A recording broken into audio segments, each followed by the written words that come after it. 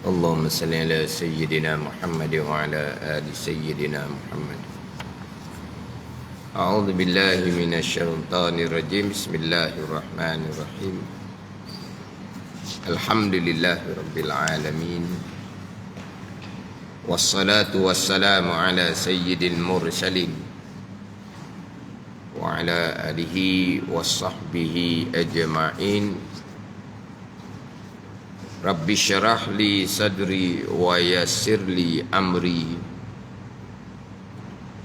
wahlul 'uqdatam min lisani yafqahu qawli.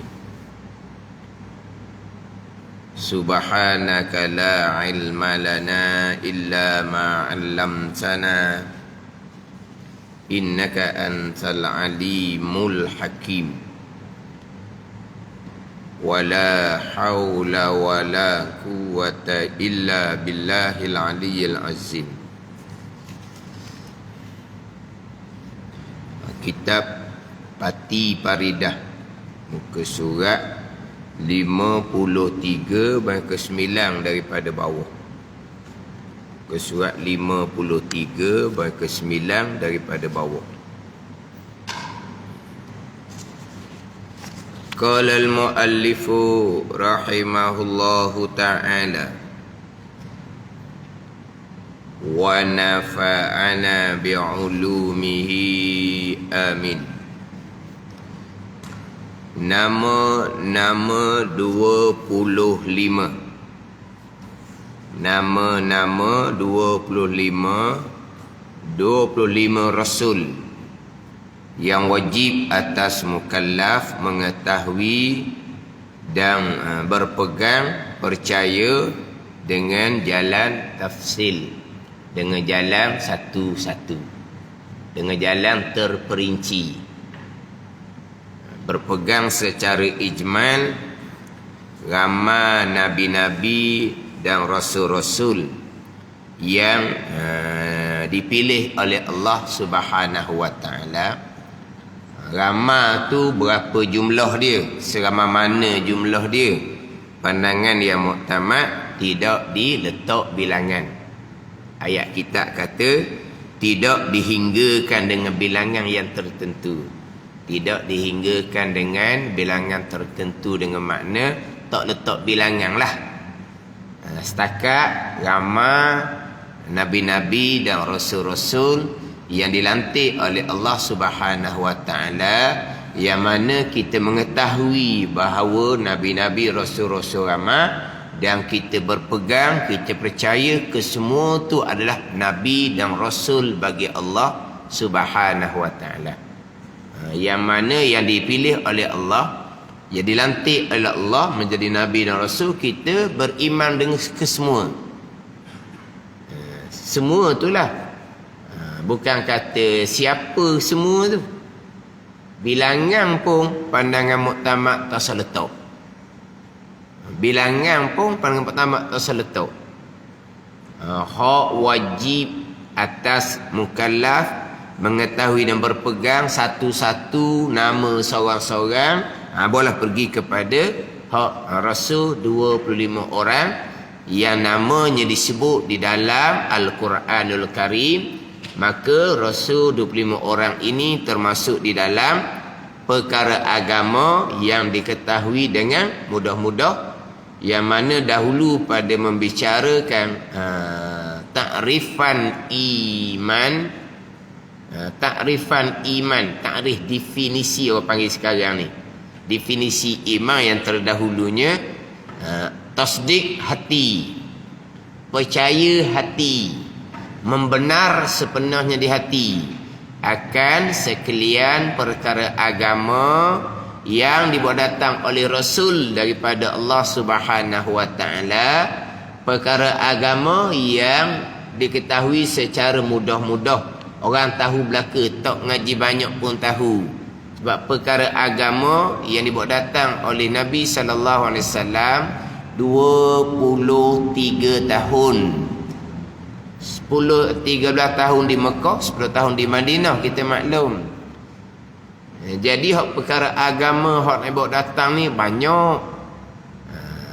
Kita wajib percaya sekalian. Nak percaya macam mana, kita tak tahu pun ianya adalah perkara agama yang Nabi bawa datang.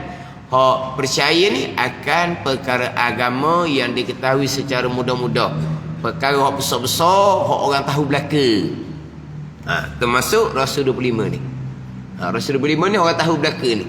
Sebab apa? Sebab namanya disebut jelas-jelas, terang-terang di dalam ayat Al-Quran. Dan di antara Nabi-Nabi Rasul-Rasul tu berulang-ulang namanya disebut dalam Al-Quran. Jadi bilangan Rasul 25 ni termasuk di dalam perkara agama yang orang tahu belaka. Hak ni wajib kita tasdik hati. Wajib kita membenar hati. Percaya hati hak Rasul 25 ni. Dengan jalan tafsil. Hak jalan ijmal, ramai Nabi-Nabi Rasul-Rasul yang dilantik oleh Allah Subhanahu Wa Taala, ramai-ramai tu kita tasdik hati belaka, kita membenar hati belaka, kita percaya hati belaka ramai-ramai tu. Tapi ramai-ramai tu nama tak tahulah nama. Jumlah pandangan muktamad jangan letak jumlah, setakat letak ramai. Tapi masyhur kitanya bilangan Nabi 124,000 orang. Bilangan Rasul daripada 124 Nabi tadi, 124,000 Nabi tadi ni diangkat setangga lagi jadi Rasul 313 orang. Jadi 124,000 orang ni diberi pangkat nubuah. Pangkat nubuah ni pangkat kenabian. Orang tu nama Nabi, panggil Nabi. Siapa Nabi ni? Orang yang diberi pangkat nubuah, kita panggil pangkat kenabian. Daripada 124,000 orang hak dipilih dan diberi pangkat Nabi ni, diangkat setangga lagi, diberi pangkat risalah. Kita sebut sebagai pangkat kerasulan. Tu kalau ikut terjemahan kita lah, gitu tau. Nubuah kenabian, risalah kerasulan. Jadi daripada asalnya pangkat nubuah, Allah Ta'ala pilih angkat setangga lagi, diberi pangkat risalah menjadi Rasul 313 orang daripada hak Nabi 124,000 orang. Ini hak masyhur kita. Tapi ini bukan pandangan yang muktamad. Pandangan muktamad tak seletak lah, tak seletak jumlah. Kemudian pandangan ta'if berkaitan dengan Nabi ni ada 1.2 juta. Ada yang terkena kitab 1.2 juta. Kata Muqatil mengatakan Nabi-Nabi ni 1.424,000 orang. Lagi ramai tu. 124,000 tu ramai dah. 1.424,000. Oh, 10 kali ganda lebih lagi ni. Ada ni. Bukan hanya satu pandangan sahaja bilangan Nabi 124,000, bukan ada pandangan menyatakan bahawa 1.2 juta, 1.200,000. Ada setengah mengatakan 1.424,000 orang. Dan ada yang menyatakan bahawa tak sapalah Nabi 124,000 orang. Dari mana Nabi? 25,000 orang. Nabi ada 25,000 orang. Mana bilangan tu khilaf ulama dah, tapi itu semua pandangan dhaif belaka. Itu semua pandangan dhaif berdasarkan pada hadis-hadis yang dhaif. Jadi pandangan muktamad tidak diletakkan jumlah Nabi dan Rasul. Dia Nabi ni hanya untuk beramal sendiri, tidak diperintahkan menyampai, tidak dimerintah. Fa illam yu'mar bitabligh fahuwa nabiyyun. Dan jika tidak disuruh dengan menyampaikan, Nabi. Tu Nabi. Hak diperintah menyampaikan, naik setangga laginya menyampaikan, diwahyu oleh Allah Subhanahu wa ta'ala, dan diperintahkan menyampai. Dan diperintahkan menyampai, itu adalah Rasul. Diwahyukan oleh Allah Subhanahu wa taala tetapi tidak diperintahkan menyampai, ianya nabi. Gitu. Diperintahkan menyampai, ianya adalah rasul. Sebab tu kalau kita bicara berkaitan dengan sifat nabi yang kita wajib imani, nabi ke rasul ke sama, pilihan Allah. Kita wajib berpegang bahawa nabi rasul ni dipilih di kalangan manusia yang sempurna nisbah seorang manusia. Nabi rasul tak ada cacat, tak ada. Nabi rasul ni tubuh badan sempurna, akhlak sempurna, keturunan comel. Ni bukan kata nabi rasul ni mak ayah dia tu orang jahat, tak ada. Maka nabi rasul ni dipilih daripada mereka yang sempurna nisbah seorang manusia, tapi bukan Tuhan. Hak kita sifat Allah, sifat kesempurnaan yang tidak terhingga banyaknya, itu sifat kesempurnaan bagi Tuhan. Adapun nabi rasul manusia, bukan Tuhan. Maka sifat sempurna di nabi rasul ni sempurna nisbah seorang manusia. Sempurna dari sudut apa? Dari sudut tubuh badan sempurna, tak ada cacat-cacat, tak ada. Sempurna dari segi akhlak. Akhlak semuanya akhlak yang baik-baik belaka. Sempurna dari sudut keturunan. Hak dipilih oleh Allah menjadi nabi dan rasul. Waktu kita berpegang secara ijmal, dipanggil secara ringkas, nabi rasul pilihan Allah bersifat dengan sifat sempurna nisbah seorang manusia. Kita pergi pula secara tafsil, secara terperinci. Sidik, amanah, tabligh, fatanah, itu sifat rasul.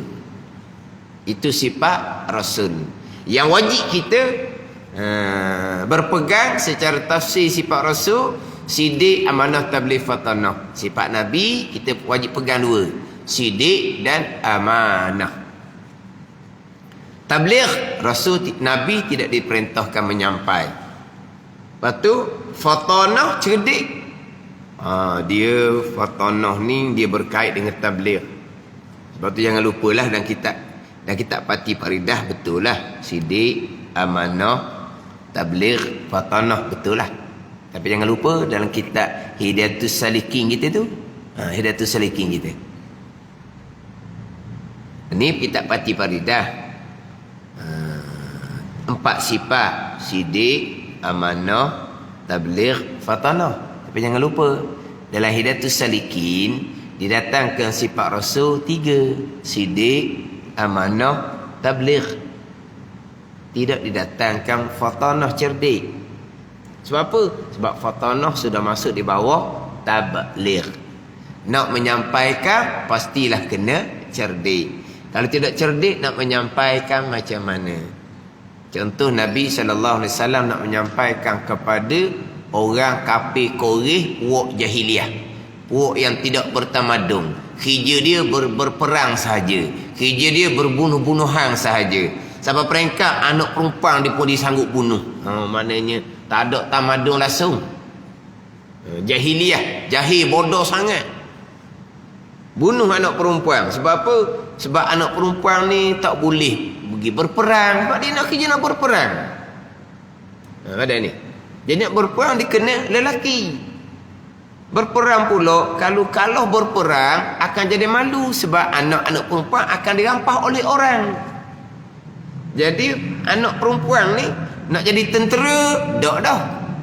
Nyusah pulaknya. Sebab apa? Kalau aja orang pakat takat anak-anak perempuan tu jadi hamba apa semua, dah jadi malu.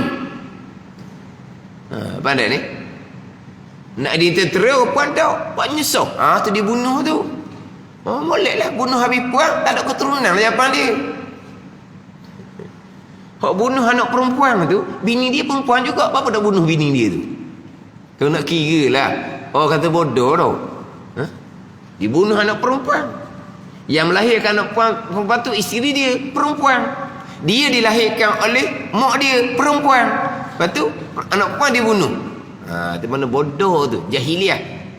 Ada tamadun langsung. Dia masa tu yang bertamadun di Palestin tu. Sebab daripada Nabi Ibrahim AS tu berturutan tu Nabi Rasul kok belah Palestin. Ni panggil puak Bani Israel ni puak yang bertamadun, puak yang terkehadapan. Sebab tu dia sombong. Mana dia ni puak yang berpelajaran. Ni ahli Palestin ni. Ahli Mekah ni setakat Nabi Ismail AS tak ada Nabi dah. Tak ada dah. Jadi orang Mekah ni orang jahiliah. Kalau Nabi SAW dilantik di Rasul, kalau tak cerdik, macam mana nak menyampaikan? Kalau tak cerdik. Jadi Fatanah cerdik, setengah pandangan tak payah bilang asing, secara tafsir sudah masuk di bawah sifat tabligh. Jadi Fatanah ni hanya masuk di dalam ijmal. Bersifat dengan sifat Fatanah tu sifat cerdik, ada sifat sempurna nisbah seorang manusia. Jadi gitu. Jadi apabila pergi pada sifat Nabi, Nabi tidak menyampaikan. Maka sifat Fatanah Nabi ni tak payah kita pegang lah. Tak payah pegang secara tafsil. Nabi yang dilantik oleh Allah pasti benar. Nabi yang dilantik oleh Allah pasti amanah. Tak ada ni. Pasti amanah. Dua tu tak dah. Benar. Menyampaikan tidak diperintahkan menyampai. Lepas tu Fatanah tak payah pegang secara tafsir lah. Lepas tu jadi Nabi jadi bodoh lah. Jangan lupa sebut dah tadi kan, kita wajib berpegang mula-mula Nabi Rasul ni bersifat dengan sifat sempurna nisbah seorang manusia. Cerdik dengan bodoh, mana sifat sempurna ni sebuah manusia? Cerdik, kena peganglah cerdik. Tapi dah ayat-ayat peci lah. Ayat peci. Hak mana sifat-sifat comel tu, cerdik ke, tegah ke, berani ke, ada belaka di Nabi. Nak gitu je. Tapi tak ayat peci lah. Cerdik tu sebab Nabi tidak diperintahkan menyampai. Rasul diperintahkan menyampai. Akan tambah lagi satu sifat, kita wajib berpegang. Rasul bersifat dengan sifat sidik. Jadi hak kita duk ngaji sidik, amanah, tabligh, fatanah, itu sifat Rasul. Sifat Nabi yang kita wajib berpegang secara tafsil, dua, sidik dan amanah. Secara ijma', secara ringkas, Nabi Rasul pilihan Allah pasti bersifat dengan sifat sempurna nisbah seorang manusia. Jadi Nabi ni hanya diperintahkan menyampai dengan bahawa mereka diperintah oleh Allah mengisytiharkan pada kaum mereka adalah Nabi, kata dia, supaya dihormati oleh kaum mereka. Lepas tu Nabi ni beramal dengan Tuhan. Gitu. Beramal dengan Tuhan. Tak ada diperintahkan menyampai. Tapi kaum mereka mengetahuilah ianya adalah Nabi. Jangan duk kacau orang Nabi ni. Mana dia hanya menyampaikan apa yang Nabi ni menyampaikan pada kaum dia. Menyampaikan bahawa ia telah dipilih oleh Allah menjadi seorang Nabi. Setakat itu saja. Berarti dia pun beramal. Tidak diperintahkan menyampai. Pernah belajar kitab Penuh Bagi Hati. Bicara redha dengan qada Allah, sifat mahmudah yang ke-9. Kitab Penuh Bagi Hati. Ini kitab biasalah di mana-mana masjid, kuliah-kuliah, kitab Penuh Bagi Hati ni kitab biasalah. Jadi di bawah bicara sifat mahmudah yang ke-9, iaitu redha dengan qada Allah Subhanahu wa taala. Redha dengan qada Allah Subhanahu wa taala. Kenapa kita wajib redha dengan qada Allah Subhanahu wa taala? Termasuk qada Allah pada rupa kejahatan. Termasuk qada Allah pada rupa kejahatan. Kenapa wajib redha? Sebab apa yang diqadakan oleh Allah termasuk yang rupa kejahatan, ada hikmah dia belaka. Ada hikmah dia belaka. Sebab tu kita wajib redha akan sekalian qada Allah termasuk yang rupa kejahatan. Redha dari sudut itu perkara yang diqadakkan oleh Allah.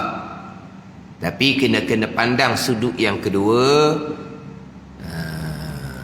Kejahatan yang dilakukan oleh seseorang adalah pilihan dia dan usaha dia. Kan kita berpegang perkara jahat yang berlaku tu qada Allah, itu rukun iman keenam. Dan kita ahli sunnah wal jamaah wajib berpegang seseorang hamba ada pilihan dan perbuatan. Ni dua ni jangan lupalah dua ni. Perkara jahat yang berlaku qada Allah itu rukun iman yang keenam.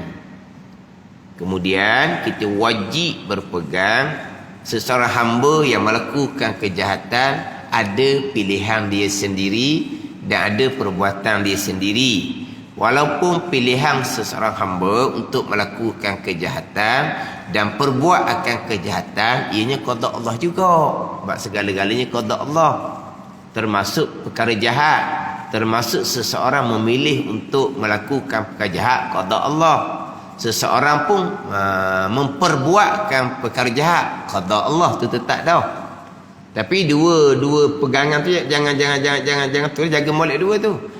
Sekarang perkara jahat yang dilakukan oleh seorang hamba dari sudut qada Allah, wajib redha. Apa ni redha? Kena terima, jangan persoal qada Allah.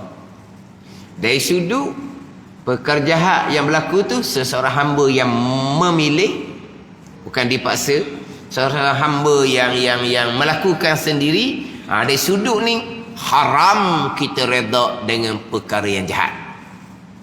Redha bil maksiati maksiatun.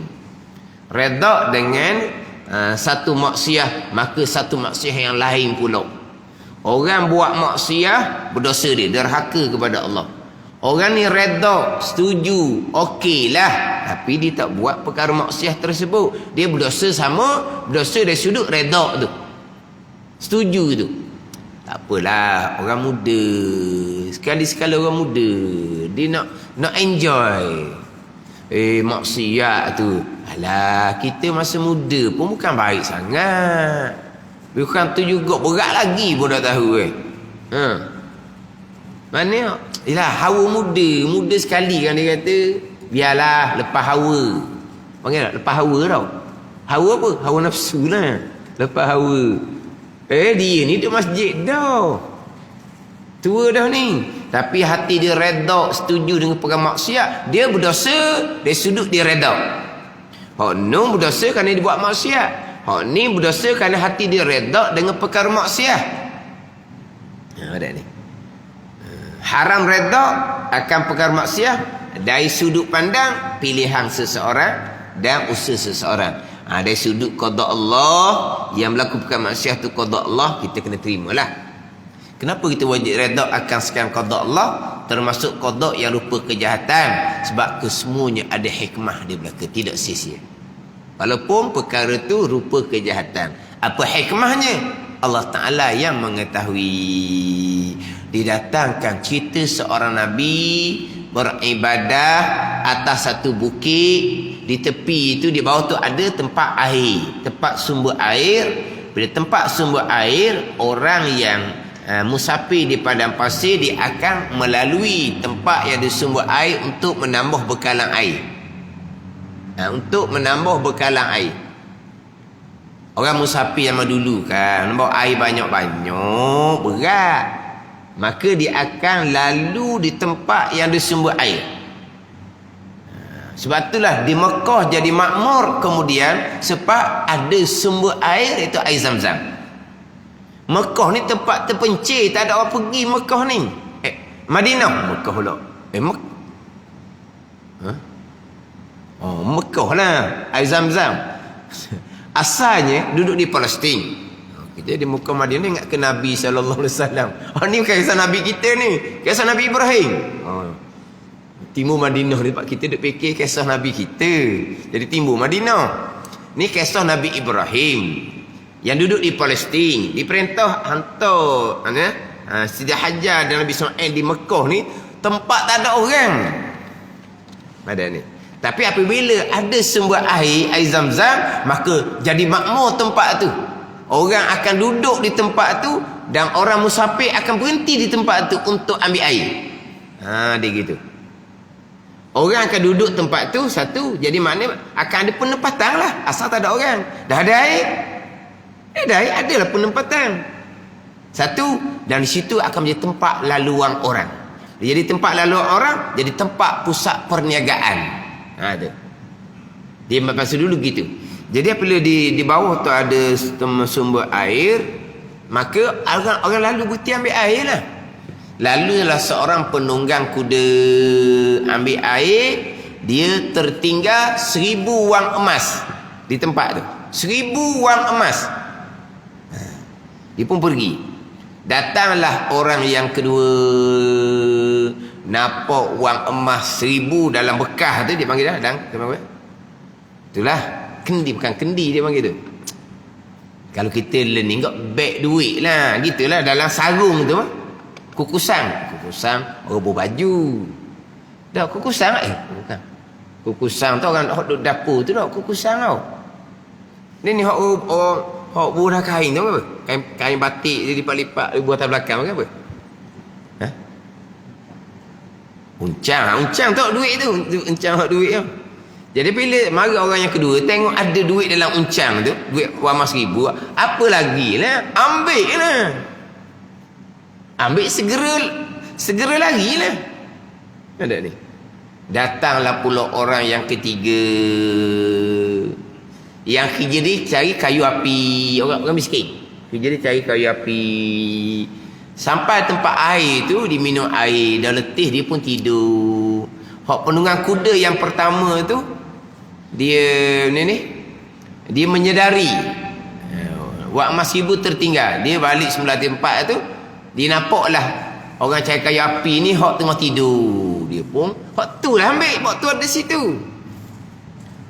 Kalau hak tu ambil, dia lari lama dah. Tinggal kayu api di situ, tidur apa lagi? Tak mengatuk, kalau mengatuk pun tak mengatuk dah. Jumpa wang emas 1000, kalau mengatuk tak mengatuk dah, lari lah. Tinggal kayu api situ. Dia tidur situ maknanya bukan dia ambil. Ni tak percaya lah. Dia paksa sampai ke mati orang miskin ni. Dia nak mengaku macam mana? Kalau adalah di dia tu, di tubuh dia tu, nak sembunyi di mana barang tu? Kalau dia sungguh mesti dia lari dah. Maka terdetik di hati Nabi. Terdetik ni, budak punya mulut terdetik. Kenapa Allah buat seumpama tu? Yang ambil orang lain, yang jadi mangsa orang lain. Kenapa jadi Tuhan buat gitu? Terdetik di hati Nabi hak buat ibadat. Lepas tu yang Nabi tengok senyap tu, tak, dia bukan urusan dia. Dia tengok dah kan, wang emas tu tinggal, dipanggil lah kawan tu. Beringat kawan tu tinggal. Ada orang nak ambil pula, halanglah jangan ambil barang orang. Tak juga. Dia tidak diperintahkan. Dia hanya beribadah. Ketika penunggang kuda duduk desok ni pencari kayu api ni, turunlah beritahu, bukan dia ambil. Ambil tu lari dulu lagi dah. Tak juga. Sebab apa? Bukan urusan dia. Bukan urusan dia. Berbeza dengan kita ummah Nabi sallallahu alaihi wasallam, diwajibkan kita suruh makruf cegah mungkar. Sebagaimana Nabi sallallahu alaihi wasallam diperintahkan menyampai, kita pun diperintahkan menyampai. Sekadar kita tahu nah. Paling hampir menyampai kepada anak bini kita. Nabi dah.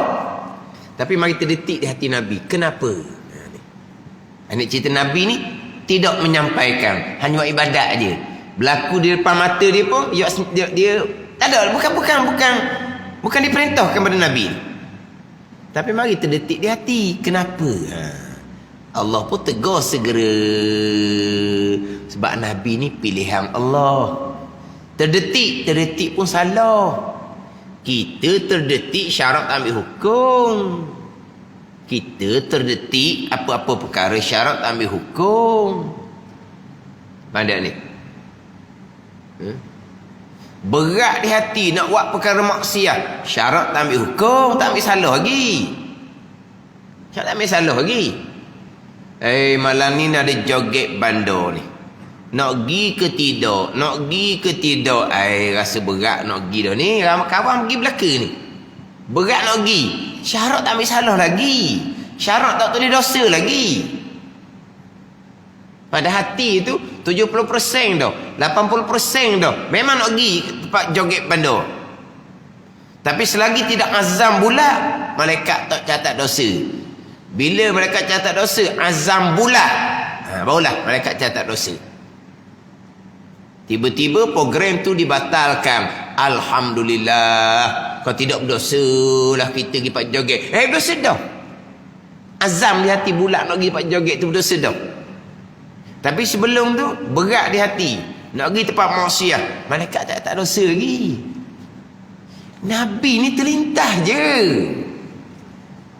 Badan ni. Sebab apa? Nabi pilihan Allah. Terlintah tu Tuhan tegur, Tuhan perintah supaya teruskan beribadah. Apa yang berlaku itu urusan Allah, Tuhan bagi sekalian alam. Allah kan Rabbil Alamin kan. Urusan Allah. Urusan kamu Nabi beribadah. Maka Allah pun cerita hikmah. Ni. Tapi nak cerita je, Nabi tidak diperintahkan menyampai, hanya buat ibadat. Apa hikmah dia? Hikmah dia pencuri kayu api ni masa dahulu dia bunuh ayah penunggang kuda. Maka Allah Ta'ala biarkan penunggang kuda bunuh balas pada pembunuh ayah dia, iaitu pencari kayu api. Kemudian pula yang orang yang kedua ambil wang emas yang tertinggal tu, sebab terdahulu ayah kepada penunggang kuda dia pernah berhutang dengan orang yang ambil duit tu. Dia tak bayar hutang tu. Hutang tu dipusakai oleh anak ni, penunggang kuda ni. Jadi Allah pulangkan kembali duit ampunnya orang yang kedua ni yang tidak dibayar oleh ayah penunggang kuda, yang mana duit tu penunggang kuda warisi pula daripada ayah dia. Tu anak pulang balik. Itu hikmah dia. Ini rahsia kerajaan Allah Subhanahu wa taala. Tapi jangan buat pandai-pandai pula. Jumpa duit tepi jalan, kita hutang ramai tak bayar ni. Duit orang kita hutang tak bayar, hutang kita tak bayar, boleh tinggal ni. Tuan nak pulang balik ni. Jangan gitu. Itu rahsia kerajaan Allah. Jangan duk reka. Jangan duk reka. Ada orang kena bunuh. Dulu bunuh siapa dulu ni? Jangan gitu. Itu rahsia kerajaan Allah Subhanahu wa taala. Ni ada orang ni dia nyamuk tasawuf. Orang tu hilang duit 10,000. Mari jumpa nak minta tolong mayajak. Dia sedap dia jawab. Awak hilang duit 10,000 tu, adalah tu awak terdahulu buat salah dengan orang 10,000 tu. Lepas tu Tuhan ambil semula. Dia jawab gitu. Kising kawan tu. Yang anak murid ni pula, hebat tu guru dia. Kalau orang lain minta mayajak je. Ni dia cerita rahsia kerajaan Allah. Hebatlah dianya. Ni. Akhirnya apa? Orang panggil apa ni? Tohmah fitnah. Orang panggil. Sangka buruk kepada orang lain.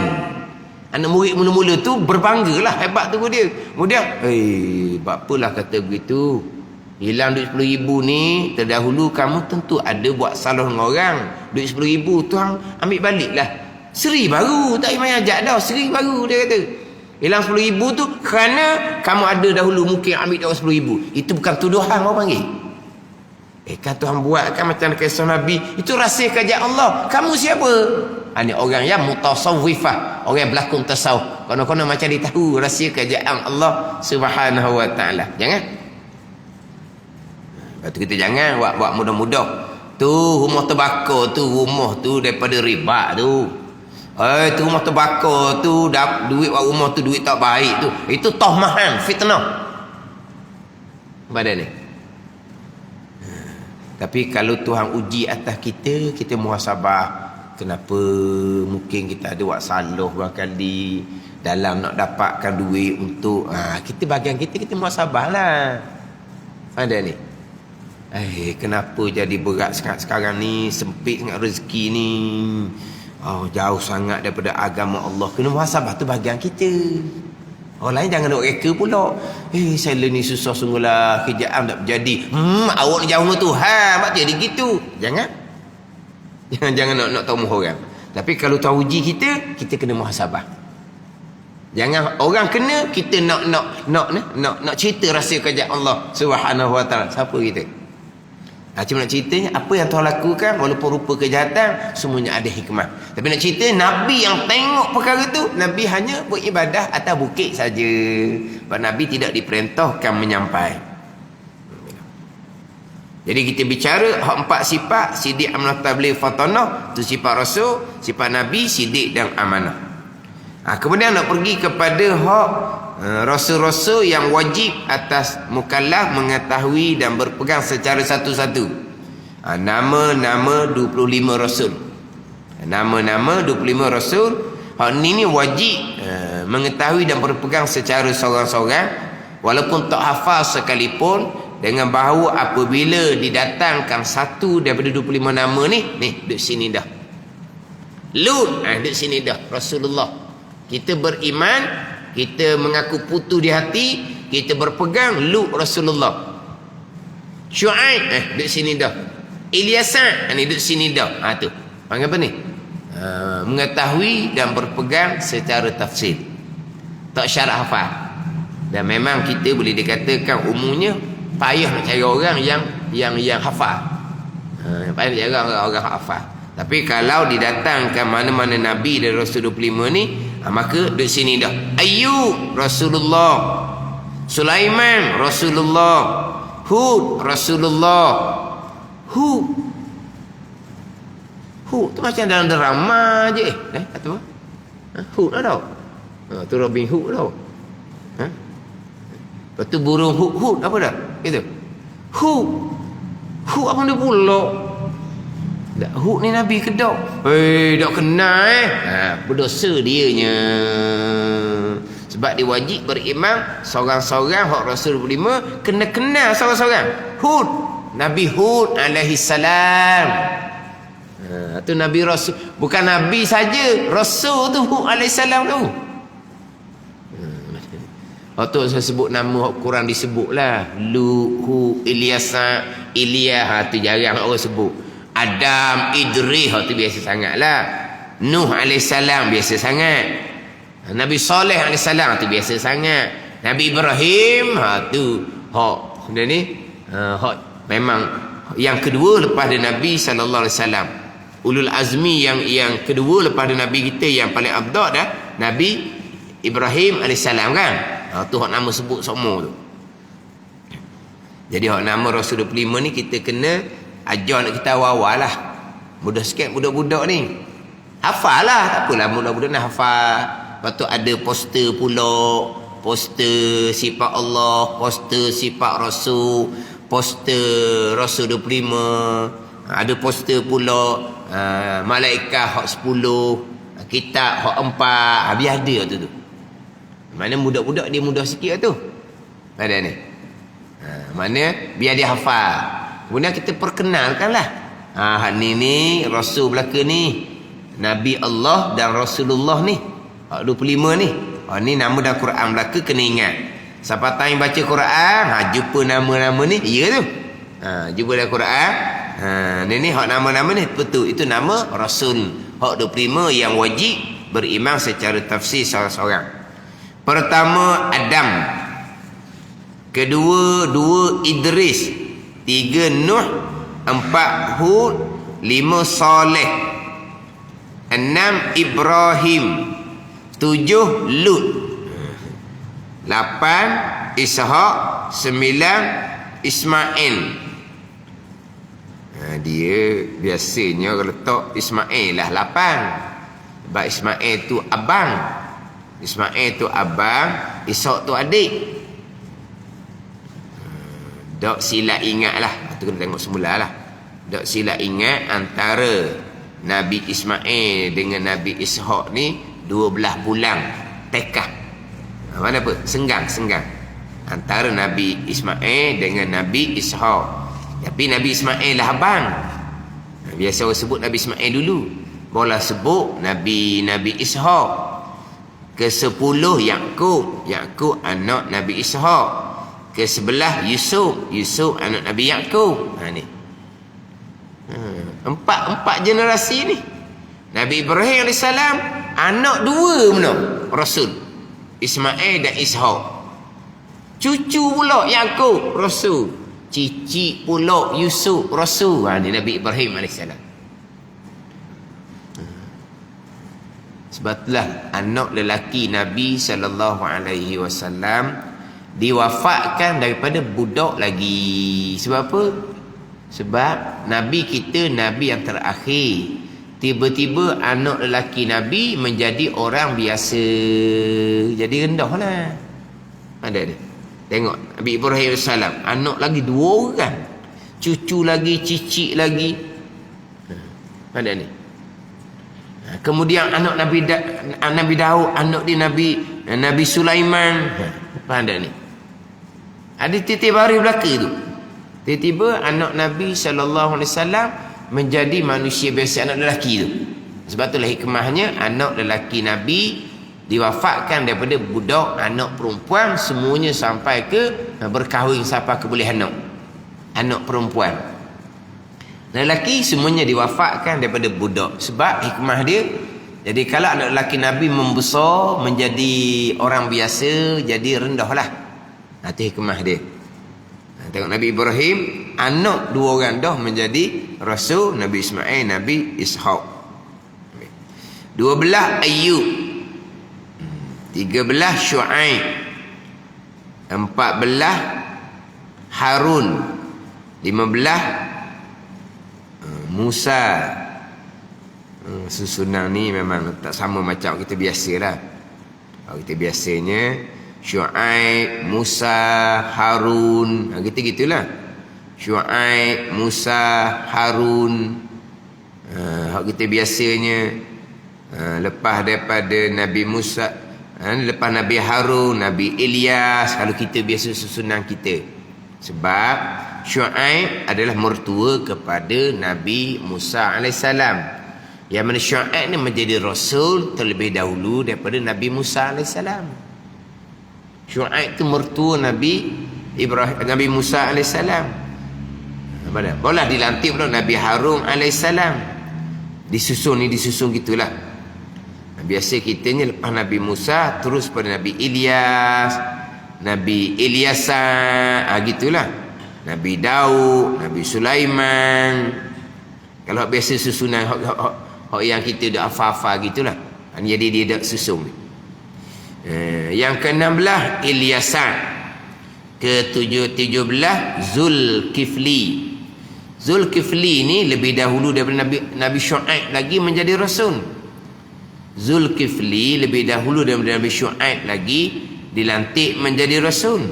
Zulkifli ni dia sebelum Syuaib lagi, sebelum Musa, sebelum Harun lagi Zulkifli ni.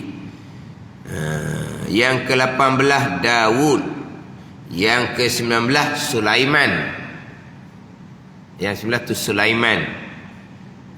Sulaiman ni menjadi Rasul, wafat umur 52 tahun. Nabi Sulaiman AS.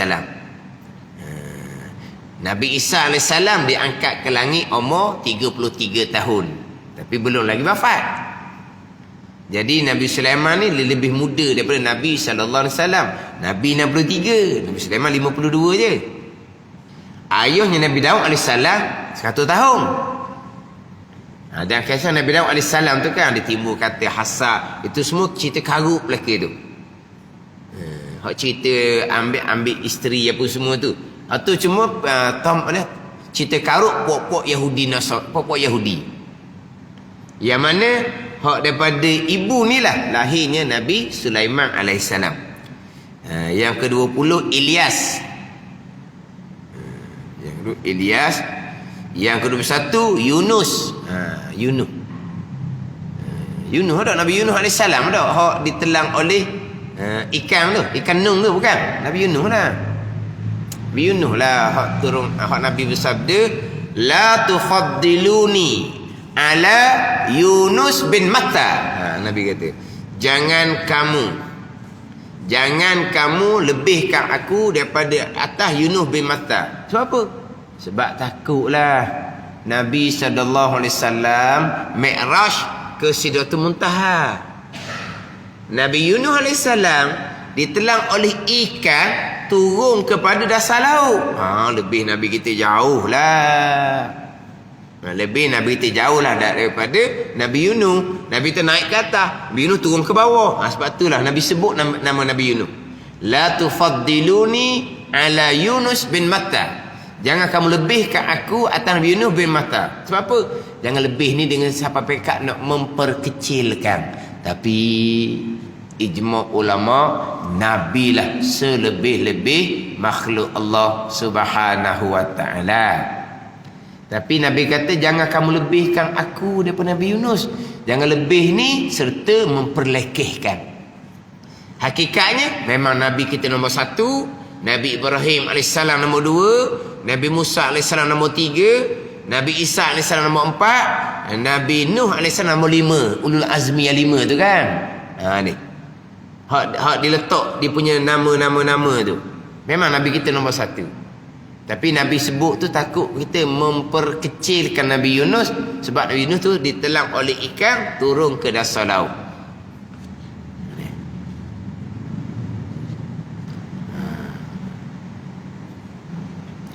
Tetapi ada, saya lupa perkataan ulama mana, walaupun Nabi Mi'raj ke langit, bukan bererti Nabi lebih hampir dengan Allah dari Nabi Yunus AS.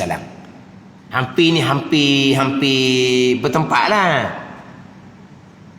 Hampir hak hisi tu, hampir maknawi, Nabi lah paling hampir dengan Allah Ta'ala. Dia hak makhluk nombor 1 yang paling lebih. Hampir ni sebab hisi tu. Ni macam kita ni hampir-hampir ni kan. Bukan tu hampir maknawi. Hampir ni makna apa? Hampir hati dengan Allah Subhanahu wa ta'ala. Hampir hisi ni macam kita. Tu hampir, tu jauh sikit, tu jauh lagi, tu jauh lagi. Maknanya walaupun Nabi Mi'raj ke langit, bukan Nabi lebih hampir dengan Allah nak banding dengan Nabi Yunus AS. Sebab apa? Sebab Allah tidak bertempat. Tapi kenapa Nabi Mi'raj? Jangan bertanya lah tu. Nabi Mi'raj ke langit berarti Allah duduk langit. Lepas tu Nabi Musa bercakap dengan Allah di Tur Sina, berarti Allah duduk di Tur Sina.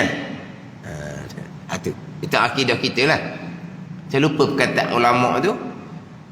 Walaupun Nabi Mi'raj ke langit, Nabi Yunus ditelan oleh ikan turun ke dasar laut, bukan menjadikan Nabi itu lebih hampir dengan Allah daripada Yunus. Hampir hak hisi ni, bukan. Sebab apa? Sebab Allah tidak bertempat.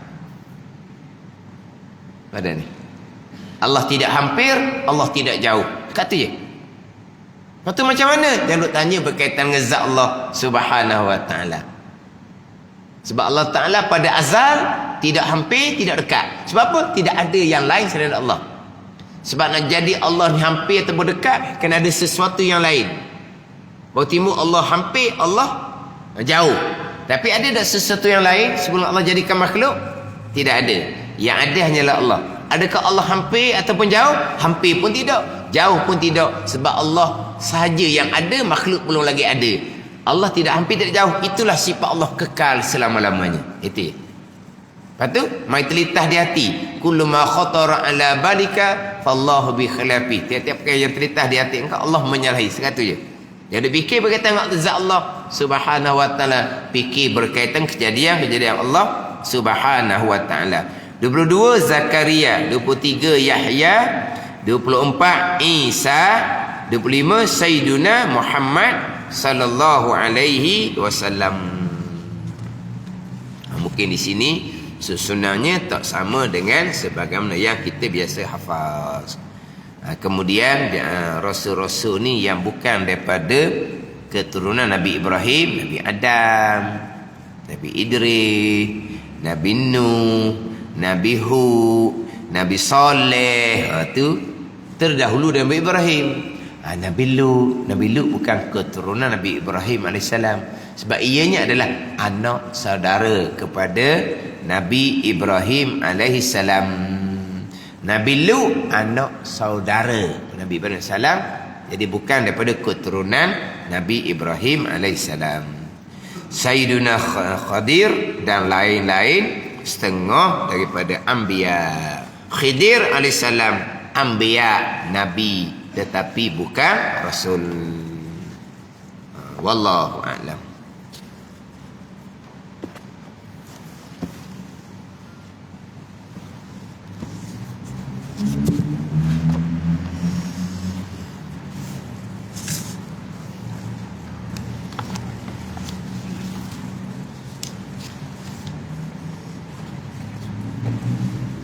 Ini kitab Hidayatus Salikin. Kitab Hidayatus Salikin, muka surat 14. Muka surat 14, baris yang ke-6 daripada atas. Kalau tebal muka surat 31. Kalau tebal, kalau nipis muka surat 14, baris yang ke-6 daripada atas. Qala al-muallifu rahimahullahu ta'ala wa nafa'ana bi'ulumihi amin. Dan baca olehmu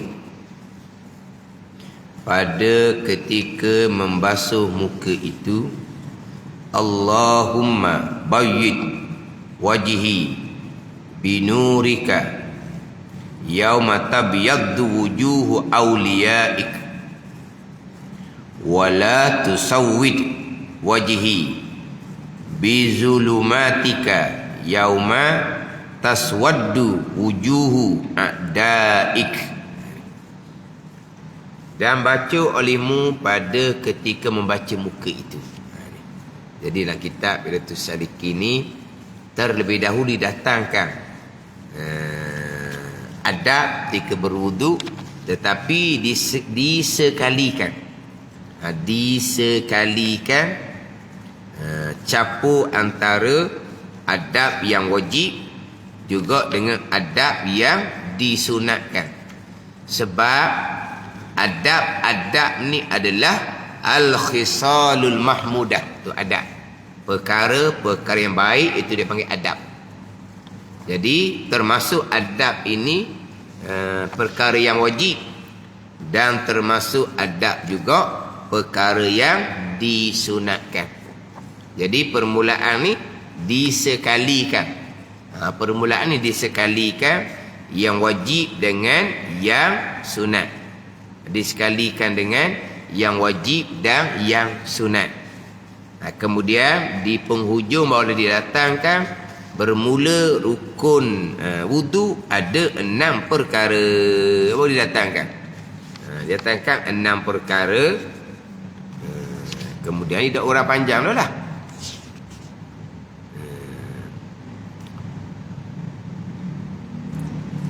Tidak urang panjang dah.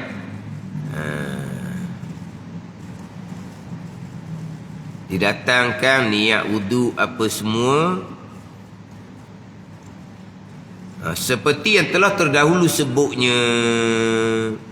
Ketiga membasuh kedua tangan serta kedua siku seperti yang telah tersebut dahulunya itu.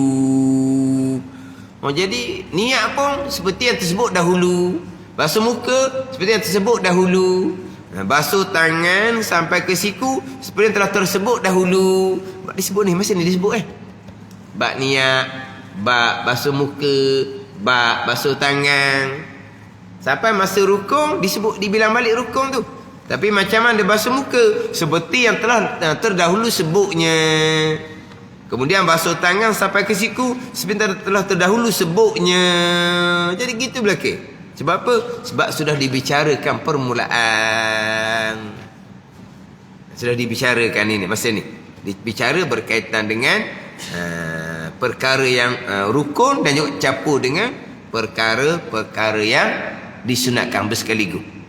Ni pergi pada hak sunat ni pula ni. Dan baca olehmu pada ketika membasuh muka, baca doa ni. Allahumma bayyid wajhi binurika yauma tabyaddu wujuha awliyaik.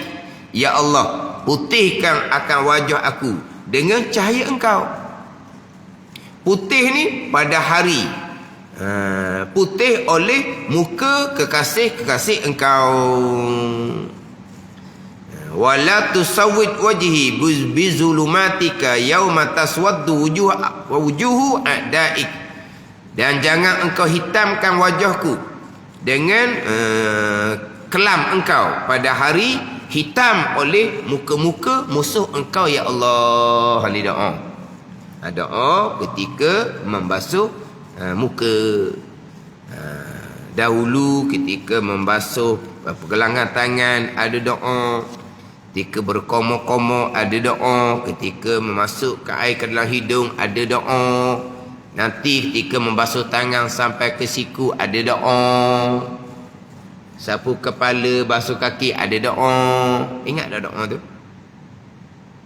Orang tua-tua dulu memang dia ingat doa ni sebab dia mengaji kitab Hidayatus Salikin ni.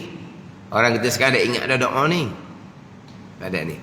Jadi bacaan doa ketika membasuh anggota wuduk, pandangan muktamad dalam mazhab Syafi'i tidak disunatkan. Tidak disunatkan. Jadi bacaan-bacaan doa ketika membasuh tiap-tiap anggota wuduk atas pandangan muktamad mazhab Syafi'i tidak disunatkan. Yang menyatakan sunat ketika membasuh anggota wuduk doa-doa ni disunatkan, sunat di sisi pandangan Imam Rafi'i, mujtahid tarjih dalam mazhab Syafi'i kita, pandangan Imam Ghazali, pandangan Syekh Ramli. Syekh Ibn Hajar tak sunat, Syekh Ramli sunat. Pandangan mazhab Hanafi, pandangan mazhab Maliki sunat. Mazhab Hambali tak sunat. Gitulah. Sunat ke tidak sunat, tiap-tiap bacaan doa ketika kita membasuh anggota wudu. Jadi dalam mazhab Syafi'i ada dua pandangan. Pandangan muktamad, pandangan Manawi tidak ada bacaan doa ketika membasuh tiap-tiap anggota wudu.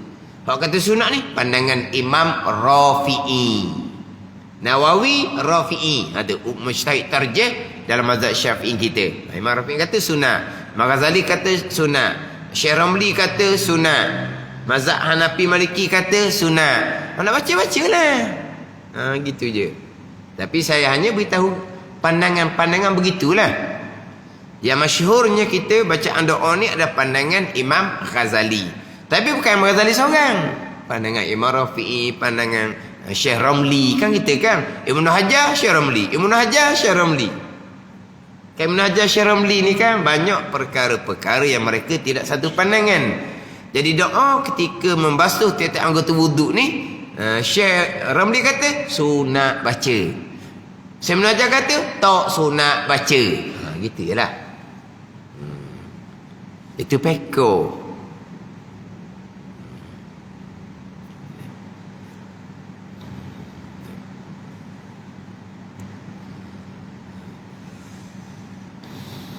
Itu dia ada sebut dalam kitab Fathul Mu'in jelas berkaitan dengan bacaan doa ketika membasuh tiap-tiap anggota wudu. Ada setengah pandangan menyatakan tiap-tiap membasuh anggota wudu, kalau kita tak ingatlah doa-doa tu, nak ingat kenapa betul benar lah. Basuh pergelangan tangan doa lain, berkomor doa lain. Ni sekarang basuh muka doa lain, basuh tangan sampai siku doa lain, sapu kepala doa lain, basuh kaki doa lain. Ada setengah pandangan menyatakan bahawa tiap-tiap membasuh anggota wuduk tu disunatkan baca satu bacaan yang sama saja. Asyhadu an la ilaha illallah wahdahu la syarikalah wa asyhadu anna Muhammadan abduhu wa rasuluh. Tu tak hafal tu. Itu yang kita ingat. Ada ni. Hak ni doa lain-lain ni. Dah ada permulaan basuh pergelangan tangan yang disunatkan sampai ke membasuh kaki yang terakhir itu doa lain-lain. Kalau kata tak ingat doa, satu pandangan menyatakan bahawa Tiap-tiap membasuh anggota, tiap-tiap kita membasuh anggota wuduk, kita disunatkan baca asyhadu an la ilaha illallah wahdahu la syarikalah wa asyhadu anna muhammadan abduhu wa rasuluh. Ada ni. Tu hak satu sahaja yang memang kita ingat. Ni satu pandangan lah. Tapi pandangan muktamad, tidak ada sebarang bacaan ketika kita membasuh tiap-tiap anggota wudu. Jadi kalau nak baca doa itu tak ingat, kita baca tadi asyhadu an la ilaha illallah wahdahu la syarikalah wa asyhadu anna muhammadan abduhu wa rasuluh. Dan sunat menyelak-nyelak janggut yang tebal, menyelati janggut yang tebal. Sunat menyelati janggut yang tebal. Adapun janggut yang nipis, wajib disampaikan air, wajib disampaikan air sampai ke pangkal.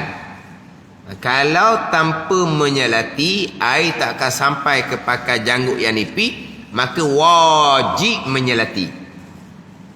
Kalau janggut tu janggut yang nipis. Sebab kita bicara dah minggu lepas.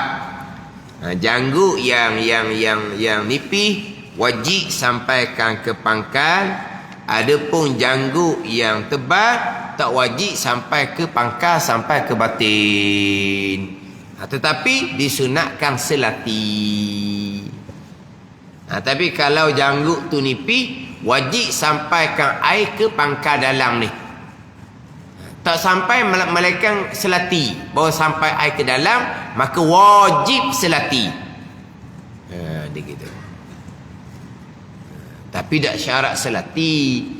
Janji nak isapah air je, dia tak selati. Dia masuk muka berapa air, dia gonyong gitu je. Ni bukan selati keluar gini. Selati ni dengan jari. Selati dengan jari. Cara mana nak selatinya? Cara mana nak menyelati? Dia ginilah. Kita menyelati janggut tu boleh pahala dah. Cara mana menyelati pun janji kita masuk jari dalam. Ni. Masuk jari dalam. Boleh lah pahala menyelati. Kalau kita buat gini, tu orang panggil gahar orang tu. Gahar. Menyelati. Kau celah-celah ni. Pada menyelati faham? Kalau jari gini menyelati dia panggil ni celah-celah. Kita kalau sebut kata menyelati itu masuk apa?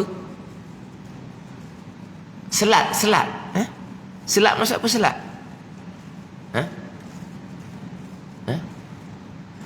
Selat ni lauk. Selat Melaka apa?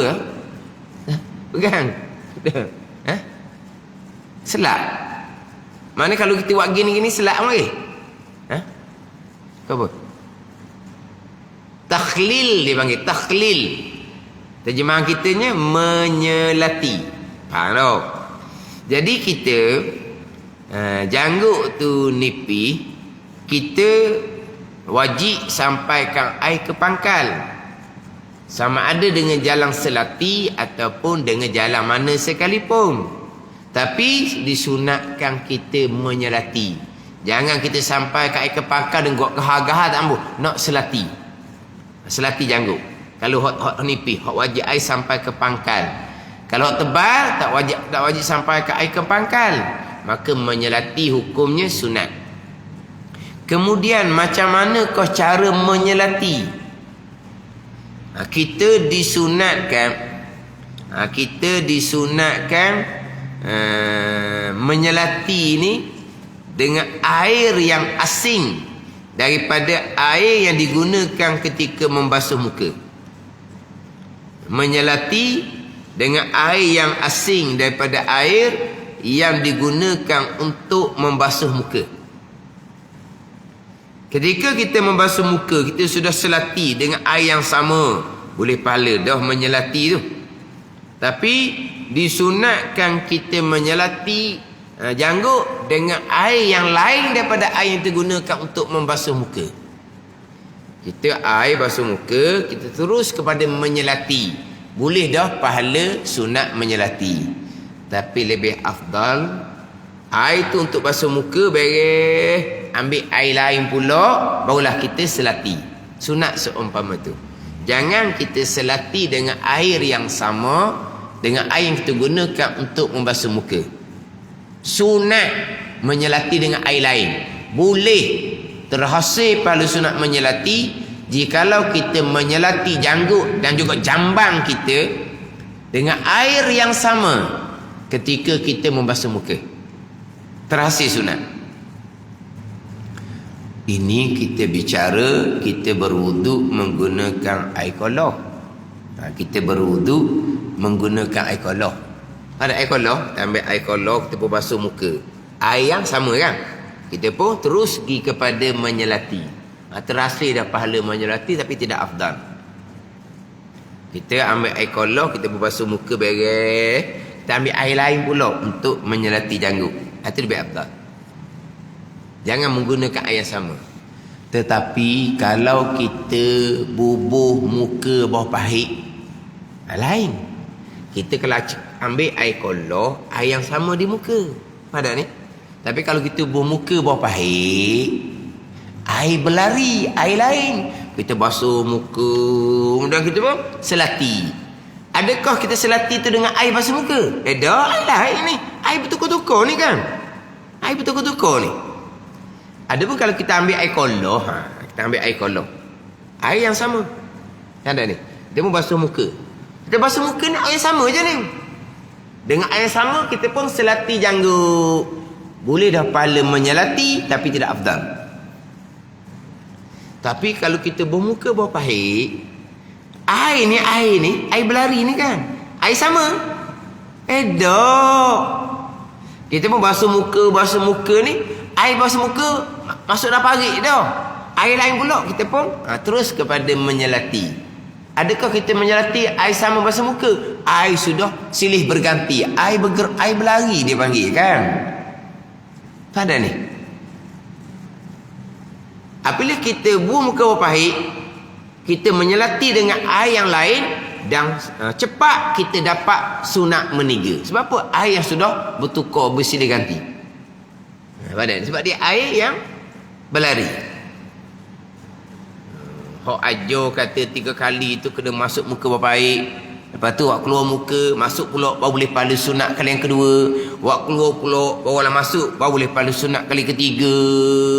Oh tu berat sangat tu, dak betul sangat gitu. Selagi dia muka berbaik tu sekali dia kata tak akan dapat pahala sunat meniga ketika membasuh muka. Air yang berlari, bukan air yang tenang. Air berlari ni air sudah silih berganti. Air lain-lain sekejap je kita sudah dapat pahala sunat meniga, sekejap je kita sudah dapat pahala sunat menyelati 3 kali. Sebab air lain-lain kan yang sama. Pada ni. Kemudian kita menyelati ni kita ambil ke bawah. Manakala air pahit tu kita selati daripada bawah. Selati daripada bawah dengan tangan kanan. Kemudian yang khilaf ulama ni berkaitan menyelati janggut ni, yang khilaf ulama, kita basuh muka 3 kali. Kita basuh muka 3 kali. Bilakah kita nak menyelati? Bilakah kita nak menyelati? Kita basuh muka sekali, berhenti. Terus pergi pada menyelati. Ataupun kita basuh muka 3 kali. Kita basuh muka 3 kali siap-siap. Kita menyelati 3 kali berturut-turut. Ni. Pada ni. Sekarang kita disunatkan basuh muka. Kita membasuh muka tu rukun, meniga tu sunat. Kemudian kita sunat menyelati. Menyelati pun sunat meniga juga. Sunat 3 kali juga. Persoalan sekarang, kita nak basuh muka 3 kali. Kalau kata-kata ambil air kolah kok, kita basuh sekali. Bagai. Janggut kita belum selati.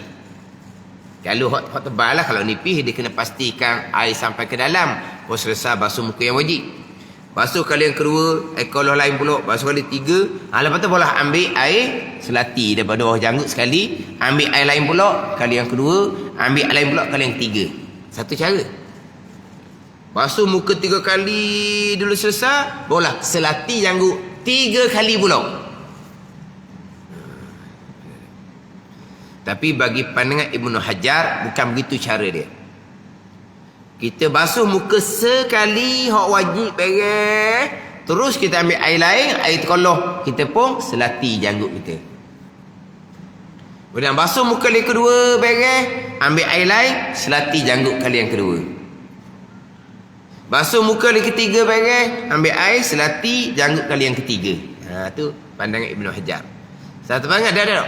Basuh muka 3 kali beres dulu, barulah selati 3 kali. Ini kalau kita bicara air koloh. Kalau bicara air pahit, kita bermuka berpahit, sama ada kita basuh muka sekali, 2 kali, 3 kali, sekejap je boleh 3 kalinya air bertukar kan? Sekali, 2 kali, 3 kali, barulah selati sekali, 2 kali, 3 kali. Kita selati sekali, 2 kali, 3 kali, air pahit tu air yang sudah bertukar, bersilih ganti. Ataupun kita buat gini, ini panggil Ibnu Hajar, kita basuh muka sekali beres, terus kita pergi kepada menyelati. Air mana ni? Air lain. Air basuh muka, pas kena parit dah, air lain. So selati. Kita pun air masa lagi berlari di muka, kita gosok kali kedua muka, selati sekali. Gosok muka kali ketiga, selati sekali. Gitu. Terpulang lah, 2 cara. Sama ada kita bermuka berpahit, kita basuh sekali, 2 kali, 3 kali. Kemudian kita pun selati janggut sekali, 2 kali, 3 kali. Air sudah silih berganti bertukar-tukar. Ataupun kita basuh muka sekali siap, terus kita selati janggut. Air lain ni sebab air pahit. Selesai, kita pun basuh muka kali kedua hak sunat, kita pun selati janggut kali yang kedua. Kita pun basuh muka kali ketiga hak sunat, kita pun selati janggut kali yang ketiga. Buat ke mana? Buat cara mana? Basuh muka 3 kali dulu, selati 3 kali, ataupun basuh muka, selati. Basuh muka, selati janggut. Basuh muka, selati janggut. Buat ke mana? Buat ke mana? Tak tahu tau. Tak selati. Selati kita akan selati. Tapi kita selati masa mana? Basuh muka 3 kali siap, baru selati 3 kali. Ataupun basuh muka kali pertama beres, selati. Basuh muka kali kedua beres, selati. Basuh muka kali ketiga beres, selati. Gitu. Gitu tau. Mana kita basuh muka sekali tu terus kepada selati. Kita basuh muka kali kedua terus pada selati. Basuh muka kali ketiga terus pada selati. Makna apa? Kita basuh muka 3 kali, kita selati janggut 3 kali.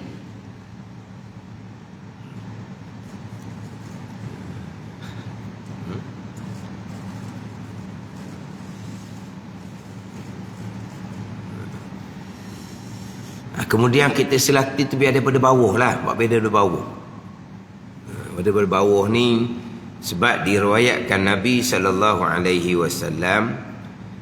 iza tawadda'a akhaza kaffan min ma'in fa'adkhalahu tahta hanakihi fakhallala bihi lihyatahu wa qala haza amarani rabbi, kata Nabi. Nabi bila berwuduk, Nabi ambil secekok air, secekok daripada air, Nabi masukkan di bawah, di bawah ni, langit bawah ni, dagu Nabi ni, Nabi pun menyelati daripada bawah. Lepas tu Nabi pun sabda, hakaza, demikianlah, amarani Rabbi, menyuruh akan daku oleh Tuhanku. Macam mana menyelatinya? Nabi buat, ambil air secekok, Nabi masukkan ke bawah, Nabi pun selati daripada bawah. Ni. Nabi kata, haza amarani Rabbi, demikianlah menyuruh akan aku oleh Tuhanku. Jadi di sini ni, di sini Nabi buat dan Nabi beritahu. Pandai ni. Kadang-kadang Nabi buat, sahabat tengok, sahabat pun menceritakan macam mana cara Nabi buat. Ada ni. Dipanggil hadis fa'li. Hadis fa'li ni Nabi tidak bersabda. Kita panggil hadis tapi Nabi tidak bersabda. Perkataan tu, lafaz tu keluar daripada mulut sahabah radhiyallahu anhum menceritakan, aku melihat Nabi sallallahu alaihi wasallam memperbuat begian. Lafaz tu bagaimana? Daripada mulut Nabi? Tidak. Sahabat yang berkata, menceritakan apa yang Nabi perbuat, dipanggil hadis fa'li. Hadis qauli ni, qala Nabi sallallahu alaihi wasallam. Kata Nabi. Ataupun sami'tu Rasulullah sallallahu alaihi wasallam yaqul. Tu hadis qauli. Sami'tu Rasulullah sallallahu alaihi wasallam yaqul. Aku mendengar akan Nabi SAW berkata. Apa yang Nabi kata? Ni panggil hadis qauli. Pada ni. Hak ni yang pertama Nabi buat. Nabi buat. Yang kedua Nabi kata. Ada ni. Nabi ambil air cekok, Nabi selati daripada bawah. Tu Nabi buat. Cukup dari situ, sahabat ceritalah Nabi buat. Dah ni. Nabi buat. Nabi bersabda pula, hakaza amarani rabbi, demikianlah memerintah akan daku oleh Tuhan aku. Nabi buat serta Nabi beritahu. Pada ni. Terkadang Nabi buat, sahabat pun tengok. Sahabat pun menceritakan apa hak Nabi perbuat. Ni Nabi buat. Serta Nabi beritahu macam mana apa yang Nabi buat adalah yang diperintahkan oleh Allah Subhanahu wa taala. Dan memang Nabi sallallahu alaihi wasallam sentiasa menyelati ketika berwuduk. Hadis daripada Sayyidina Utsman radhiyallahu anhu, Nabi SAW kana yukhallilu lihyatahu. Nabi kana yukhallilu. Jadi apabila khabar kana tu fi'il mudhari', yukhallilu tu fi'il mudhari'. Jumlah tu jadi khabar bagi kana. Bila khabar kana fi'il mudhari', dia maka dia panggil istimrar. Istimrar ni mana sama-sama sentiasa. Sekarang hadis ni menceritakan, hal ni bukan Nabi kata, sahabat yang menceritakan. Sayyidina Utsman radhiyallahu anhu menyatakan bahawa Nabi SAW kana yukhallilu lihyatahu. Nabi menyelati akan janggut Nabi. Kana yukhallilu. Yukhallilu tu jadi jumlah tu jadi khabar kana. Jadi yukhallilu ni fi'il mudhari'. Biar kita tak biasa dengar pun. Tak tahu dak fi'il madhi, mudhari', fi'il amar tak tahu dak. Fi'il madhi macam mana kalau orang putih? Fi'il mudhari' dia hak ni hak telah, hak sedang, hak lagi akan. Orang putih panggil benda. Hak telah, hak sedang, hak lagi akan. Bagaimana benda? Past tense. Present tense. Dah sebut dah anda. Jadi sekarang ni yukhallilu. Fi'il mudhari'. Jumlah dia khabar kana. Dia panggil jadi istimrar. Apa istimrar ni? Mana? Sama-sama. Sentiasa. Mana kana yukhallilu lihyatahu adalah Nabi SAW sentiasa menyelati akan janggut Nabi. Dia kena jemaah gitu lah. Yukhallilu tu menyelati. Lepas ambil mana pula sentiasa. Sentiasa tu kerana yukhallilu tu jumlah fi'il mudhari' tu jumlah dia jadi khabar bagi kana. Dia bawa pada istimrar dia panggil. Mana apa? Terjemahan dia adalah Nabi SAW sentiasa menyelati akan janggut Nabi. Kita nak menyelati janggut mana? Janggutnya tak ada. Dah tak menyelati lah. Biar ada janggut barulah boleh menyelati. Baru boleh menyelati. Kita berwuduk tanpa menyelati. Sebab apa kita tidak menyelati pun janggut kita nipis, air masuklah ke dalam. Kita janggut tebal, maka tak wajib sampai air ke dalam. Kita pun tidak menyelatilah.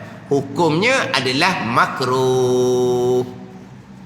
Janggut kita nipis, kalau kita tidak menyelati pun air masuk ke pangkal. Janggut kita tebal. Bila janggut tebal, ketika berwuduk tak wajib sampaikan air kepada batin janggut, masuk kat luar je. Maka kita pun tidak menyelati. Hukumnya adalah makruh.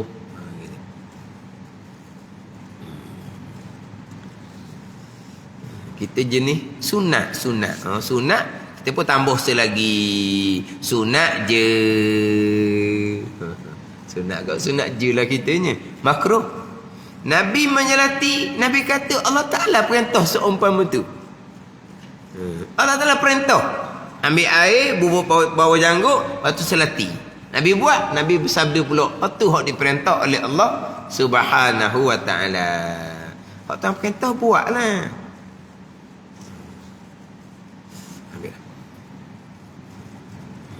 Dan sunat melebihkan membasuh muka daripada hak wajibnya, hak wajib muka. Dan iaitu dinamakan ghurrah, dipanggil ghurrah. Dan sabda Nabi sallallahu alaihi wasallam, inna ummati yud'auna yaumal qiyamati ghurran muhajjalina min asaril wudu faman istata'a minkum an yutila ghurratahu falyaf'al.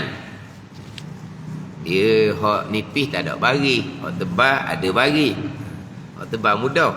Inna ummati yud'auna yaumal qiyamati ghurran muhajjalina min asaril wudu faman istata'a minkum an yutila ghurratahu falyaf'al. Artinya bahawasanya ummahku disuruh mereka itu pada hari kiamat, padahal keadaan mereka itu bercahaya ni pada bekas air sembahyang. Pada, bukan daripada. Pada bahasa Arab tu min asarul wudu, daripada bekas air sembahyang. Maknanya ummah Nabi ni kawasan yang kena air wudu bercahaya. Bercahaya daripada kesan air wudu.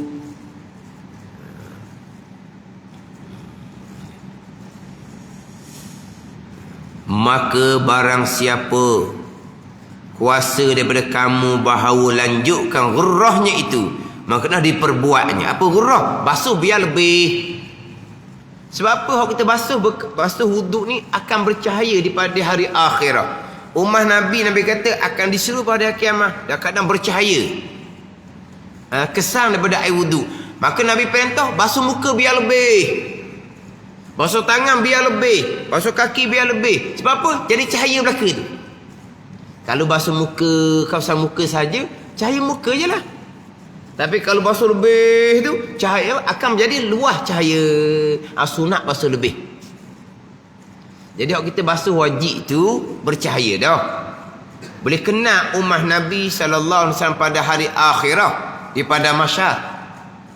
Tapi kalau hanya basuh wuduk di kawasan wajib sahaja, maka hanya bercahaya di kawasan wajib sahaja.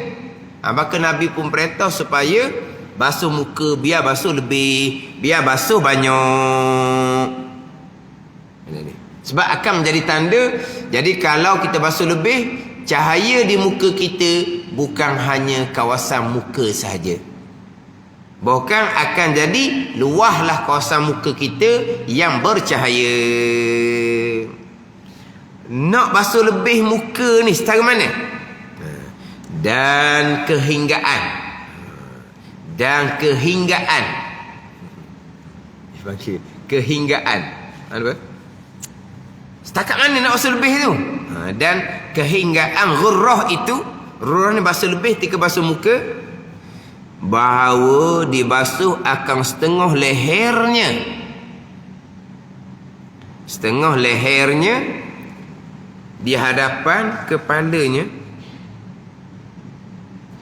Dibasuh akan setengah lehernya di hadapan kepalanya. Gitu je. Tak ada dang tau. Tak ada. Rumi tak ada dang. Dan kehinggaan ghurrah itu, nak basuh lebih tiga basuh muka ni, basuh setakat mana? Bahawa dibasuh akan setengah leher ni. Basuh pakai bawah ni. Setengah leher. Bawah ni. Di hadapan kepalanya. Tak ada dam. Asal ngaji pun tak ada ni. Tunggu sebut wali jenera, wali tidur tak sedar. Setengah leher di hadapan kepala gitu. Jadi leher kita ni di hadapan kepala ke leher kita? Dia tu ngaji tak sedar tu. Nak molek ada dang situ dah. Setengah lehernya dan hadapan kepala. Mana belah atas ni kita basuh sampai kepada ni hadapan kepala ni, belah depan ni. Ni belah depan. Kemudian sampai ke setengah leher bawah. Kiri kanan basuh sampai ke habis telinga. Dia gitu. Jadi basuh lebih ni belah kepala kita basuh sampai ke atas.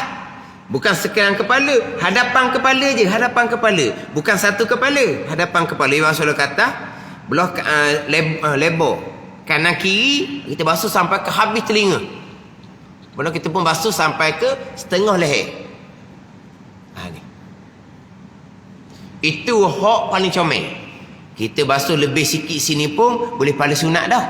Kita basuh naik ke telinga separuh pun boleh pada sunat dah. Kita basuh lebih dah tu. Pada ni. Tapi kepala ni kita basuh lebih sikit je. Lebih gitu je. Boleh pada sunat dah. Biar lebih banyak kot sikit. Tu lagi comel. Kita basuh sampai ni hak telinga ni kan. Muka. Kita basuh setengah telinga. Okey dah. Boleh dah pahala sunat basuh lebih. Nak comelnya biar basuh habis telinga. Ni dagu kita, muka. Kita basuh dah ni. Lembek bawah dagu ni kita basuh dah. Ni bukan muka, bukan dagu lagi. Bukan muka dah, lembek bawah daripada dagu ni. Kita bukan basuh lembek ni je. Kita basuh setengah leher. Biar banyak lagi. Tapi apabila kita basuh lebih, boleh pahala dah ni basuh lebih ni. Hak ni dan kehinggaan. Kehinggaan makna paling paling banyak kita basuh muka, basuh lebih tu, biarlah sampai ke di hadapan kepala kita basuh belaka. Telinga kanan kiri kita basuh belaka. Sampai ke setengah leher ni kita basuh. Tapi kalau hanya buat lebih sedikit saja daripada kepala, telinga naik sedikit saja telinga, bawah dagu ni sedikit je kita basuh, sudah boleh pahala sunat. Kita basuh muka, kita perlebihkan, boleh dapat pahala sunat. Tapi nak pelebih ni, biar pelebih sampai ke hadapan kepala, habis telinga kanan kiri, dan sampai ke setengah leher. Barulah hak paling afdal sekali. Yang mana basuh lebih ni memang kita basuh lebih sangat. Cuma kadang-kadang kita tak basuh lebih banyak. Sebab apa? Dia kata basah ustaz bola atas lagi, hadapan kepala. Puang pula nak basuh pula berhadapan kepala, payah pula nak keringkan rambut. Begitulah orang perempuan. Kita orang lelaki pun begitu juga kadang. Sebab pilih rambut kita basuh, kita pakai kopiah. Digagak kopiah. Tak, digagak lah mesti. Digagak mah. Digagak ke jerawat? Digagak tau. Jerawat lah muka ni. Bitik-bitik, bitik-bitik. Dah kepala kita basuh. Kita pun ambil kepiah kita pakai. Jadi masa semayang tu kadang-kadang orang pakai kepiah, kita boleh nampak piah dia basah. Hak sapu kepala dak basah rambut. Dia basuh muka tu basuh banyak. Tu sunat. Bila basuh banyak ni pun masuk kopiah. Sebab sunat jangan lap. Sunat jangan lap. Dia pun pakai kopiah, nampak basah. Akhirnya hak jenis hak tak cara tu hitam depan. Hak tu bukan jeragak dah tu. Oh, tu hitam kopiah. Sebab apa? Basah. Kenapa basah? Dia basuh muka tu sampai ke kepala basah. Sunat seumpama tu. Jadi di hari akhirat bukan muka saja bercahaya, hadapan kepala bercahaya, telinga bercahaya, setengah tekak bercahaya belaka. Kalau basuh wajib saja, muka je lah bercahaya. Ni cahaya daripada kesang air wudu. Dan sunat membasuh muka 3 kali. Wallahu a'lam. Bismillahirrahmanirrahim. Alhamdulillahirabbil alamin. Wassalatu wassalamu ala sayyidil mursalin wa ala alihi wa sahbihi ajma'in. Allahumma ftah alaina futuhal arifin. Allahumma allimna ilma akdamin wa fahimna famasabikin warzuqna ruqat talibin. Allahumma zidna ilma wa alhiqna bis salihin. Wa sallallahu ala sayyidina Muhammadin wa ala alihi wa sahbihi wa sallam. Walhamdulillahirabbil alamin.